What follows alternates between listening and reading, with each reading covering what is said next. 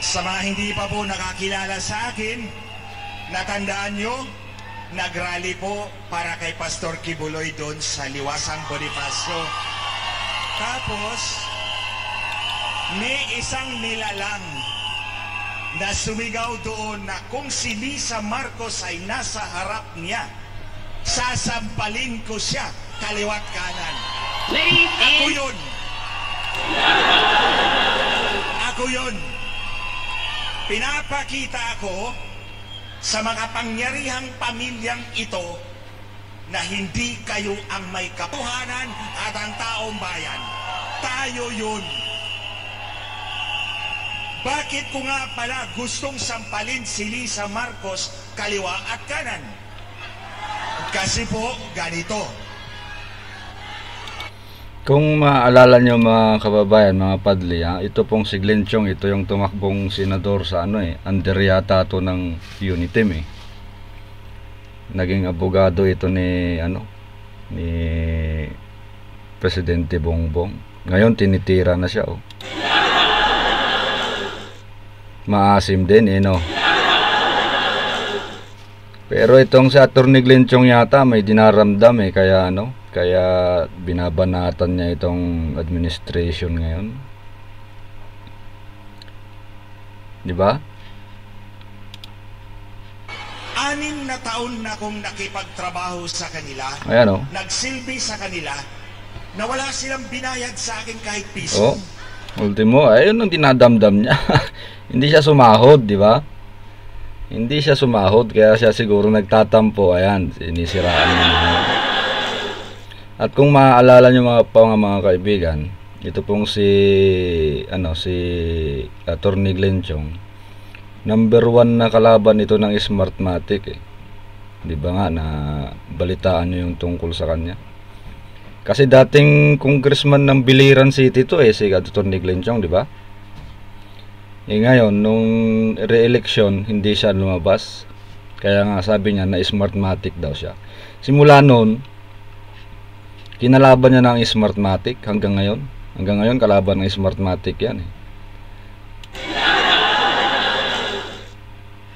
Ano yata to si matindi ang sama ng loob sa Smartmatic. Tinulungan ko sila sa protesta nila laban kay Leni Robredo. Kasi naniwala akong dinaya si Marcos noong 2016. Oo nga naman. Dati pa akong congressman sa lugar ko po, sa Biliran. Dinaya po ako ni Smartmatic, kaya naging mortal na kalaban ko si Smartmatic. 14 na taon kong kalaban si Smartmatic na hindi nyo man lang alam. Nakikipaglaban ako para sa malinis na halalan. Nagkataon, magkapareho kami ng istasyon noong panahon 2016.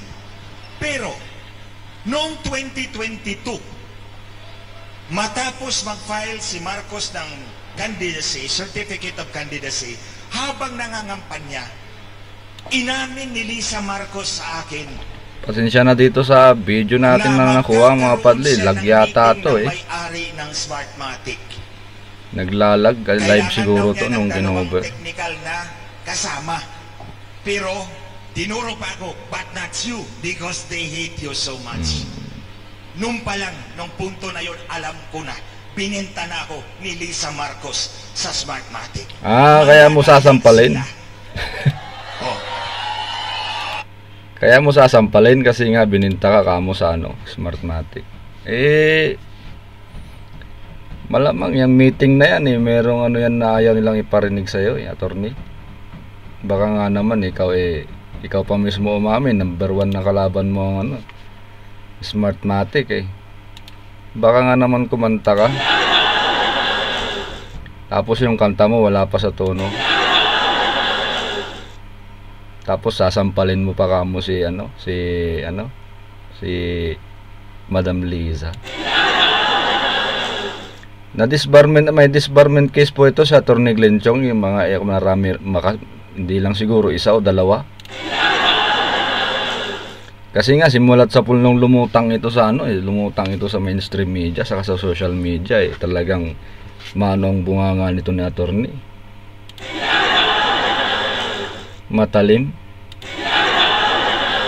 Matalas. Kaya nga po, hindi ako takot na ibulgar ito sa inyo dahil totoo itong nangyari. Walang ibang nagsabi sa akin kundi si Lisa Araneta Marcos mismo. Admission niya yan. Personal knowledge ko yan na sinabi niya, magpupulong kami ng may-ari ng Smartmatic. Kailangan ko ng 2 technical guys, but not you because they hate you so much. Anong gagawin nila? Magrosaryo? O magdasal? Baka magwawalwal. Hindi kaya ata kasi nainom eh.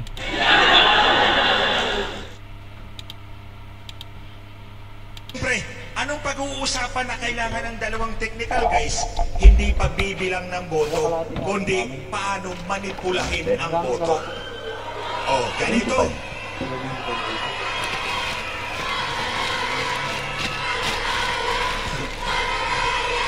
Okay, wait. So ito na. Pagkatapos ng eleksyon, yung grupo ni General Rio kumuha ng datos mula sa COMELEC at nakita nila libo-libong makina nag-transmit ng resulta galing sa iisang IP address lamang.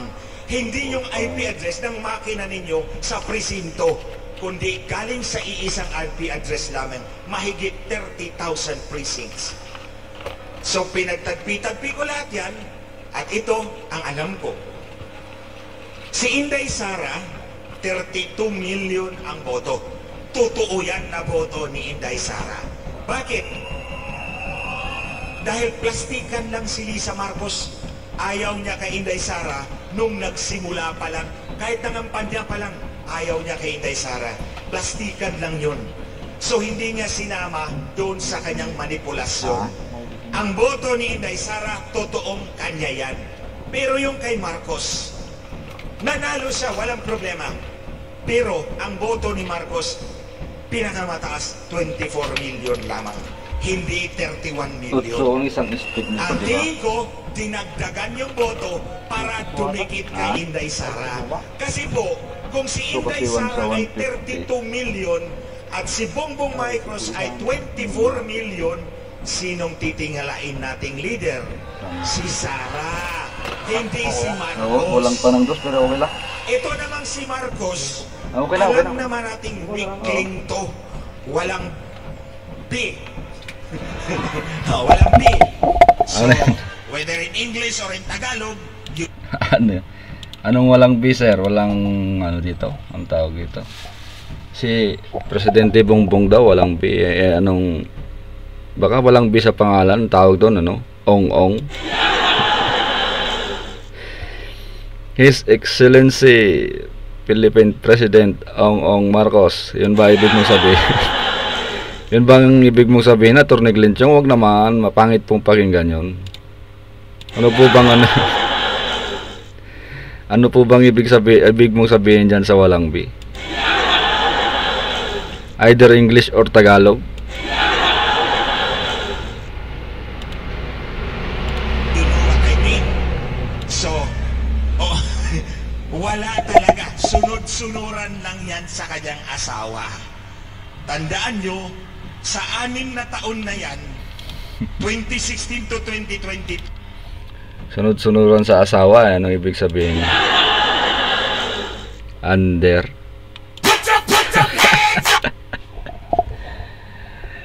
Ikaw talaga, Glenchong. Oh. ito, 6 kaming technical na mga tao na tumutulong sa kanila. Plus yung 2 mag-asawa, naghahapunan kami doon sa bahay nila once a month. Sa 8 tao na yan, yung 2 mag-asawa at 6 na technical, ako lang at si Lisa ang nagyoyosi. So marami kaming pinag-uusapan na kaming 2 lang. So, ngayon, ayaw nila na malaman ninyo ito, na dinagdagan nila yung kanilang boto. Kung nanalo ka ng 24 million, sasaludo ako sa iyo. Pero kung dinagdagan mo ang boto mo, wala kang pinagkaiba sa masahol na mandaraya. Di ba? So Ayaw na lang kaya, sumangkot na. nandito ako sa harap ninyo, dahil karapatan ninyong malaman ang ginawa nila.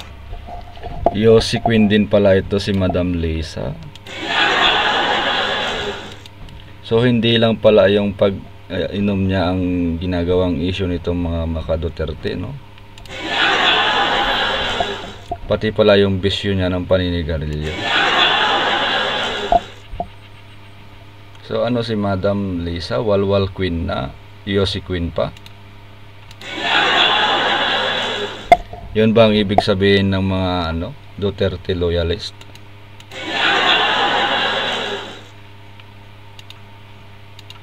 Nung eleksyon.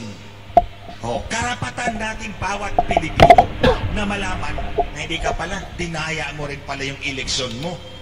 So, aside from that, Nawala yung video natin, nagpapatakbo ng pamahalaan. Live kasi ito nung pinunan. Certificate of candidacy yung iyaya mo sa Malacanang. Yeah.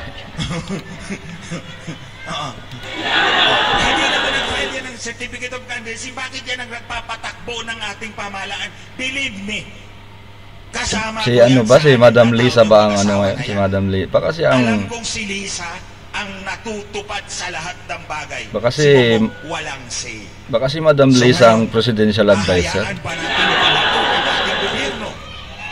Hahayaan ba natin? Alam niyo mga kababayan, lahat naman tayo at any point in our life, kailangan nating manindigan para sa kinabukasan ng ating mga anak at mga apo. Sa mga lolo, lola, nanay at tatay, tingnan po ninyo ang mga anak ninyo. Yung mga bata pa nito. Ito, nandito to eh. Yung mga bata pa. Ng mga anak ninyo. Hindi po sila makapagsalita. Hindi po sila makapaglaban sa kanilang kinabukasan dahil musmus pa lang sila. Sino ang tatayo para sa kanila? Si nanay, si tatay, si lolo, si lola, si ate, si kuya. Tayong lahat yun, ako at kayo. Pakinggan nyo na lang po itong audio mga padli, no? Mga kababayan. May lag po kasi itong live eh. Oh. Itong pagpunta natin dito, ito yung taya natin sa kinabukasan natin ng bansa natin. Dahil hindi pwedeng isang mandaraya ang mag-control ng ating pamahalaan. At yung isa naman, yung yaya na hindi naman Saglit lang po. Ito kasi ang problema sa atin mga sir, mga ma'am, eh, no? Kapag nanalo ang isang nandaya, hindi pa pwedeng nanalo na lang. Hindi na kailangan sabihin pa nandaya eh. Hindi pa pwedeng sabihin na lang minalas eh. Kaya natalo, di ba? Bakit kailangan sabihin nandaya? Talaga naman. file ng Certificate of Candidacy. Alam nyo, ito yung panglimang maisog rally. Sa unang rally ng maisog sa Davao, pag uwi ko ng Maynila, kinasuhan ako para tanggalin yung lisensya ko bilang Yan na, yung disbarment case niya nga to. Pinapadisbar ako, pinapatanggalan ako ng lisensya bilang abogado. Pagkatapos kong magsalita sa Cebu City, pagbalik ko, may pangalawang disbarment Oh, pangalawang disbarment case. Pagpunta ko ng Tagum, sinabi ko bukas, pag uwi ko, may pangatlo akong disbarment. Totoo, pag uwi ko, meron na naman akong pangatlong disbarment. Pangatlo, sigurado ito. Yan ba ang mga disbarment case mo, attorney? Ano ba, attorney ka pa ba o talagang na-disbar ka na? Nung sa Dumaguete, sabi ko, bukas pag uwi ko, meron na naman akong pang-apat. Kinabukasan, nandun ang Supreme Court, nag-serve ng pang-apat na Yan, disbarment. pang-apat. So, apat. Ito Lusot pa rin si attorney, no? Bukas pag uwi ko, meron na naman akong disbarment. Pinapatanggalan ng lisensya. Pero sasabihin ko to sa iyo, Lisa Marcos, handa kong i-give up ang lisensya ko pagka-abogado if that is the price I will pay for the future of my country. Ayos.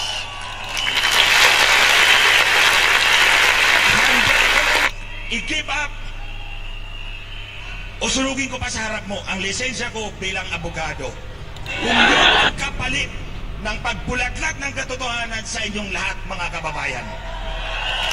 Doon sa Dumaguete, alam nyo sa Dumaguete, binigyan kami ng permit na mag-rally. Tapos sumulat yung chief of police sa mayor, pawiin mo yung permit dahil nandyan si Glenn Chong. Katong beses pa ako minensyon sa letter niya. Ano bang meron sa sinasabi ko na ayaw niyo akong magsalita? Ang katotohanan. Oh, Tama, sir, tama. Hindi ako kinakasuhan sa sinasabi kong nandaya ka nung eleksyon. Ang kinakaso sa akin, tanggalan mo ng lisensya yung Clinton na yan. Oh, you see? Pero alam nyo, baka titigil din yung IBP. Kasi, sa bawat disbarment case, 1,000 pahina ang sagot ko. Sige, basahin nyo yan. Oh, 1,000 pahina ang sagot ko sa kanila. Rin ko rin kayo. Pero ito, sabi ko, di sa Marcos, makinig ka ha. Hindi pwedeng ikaw lang magkaso sa akin all the time. Kakasuhan din kita. Dahil, eto pa mga kababayan, minanipula din niya ang Korte Suprema. Nako! Alam na alam ko yun. Personal na knowledge ko yun. Tingnan ninyo itong babaeng ito. Tingnan niyo itong babaeng ito. Natalo na nga kayo noong 2016. Minamaniobra mo pa yung Korte Suprema para mapaupo mo yung Bongbong Marcos mo. Para makontrolar mo ang gobyerno. Yan si Lisa Marcos, mga kababayan. So, siguro mauubos na yung oras ko. Ito, magkaisa po tayong lahat na pigilan po natin ang pandaraya ng ating halalan. Alam nyo, nung tumakbo po ako bilang congressman, ang kalaban ko ay veteranong politiko. Lahat ng posisyon, gobernador, congressman, mayor, isang pamilya lang. Pero pagkatapos ng halalan, nanalo po ako. Dahil naniwala yung taong bayan sa akin. Mano-mano yung eleksyon na yon. Dahil mano-mano ang eleksyon, mano-mano din ang dayaan. Pag mano-mano ang dayaan, makikita ng mata mo. Pag automated ang eleksyon, automated ang dayaan, kahit pa nakadilat ang 4 mong mata, wala kang mahuhuli. Oh, kaya yan. So ito pinapabot ko sa inyo. I pay the price, but that's a good investment para sa kinabukasan ng inyong anak, ng inyong mga apo. Di bahali na ang lisensya ko. You can have it, Lisa Marcos.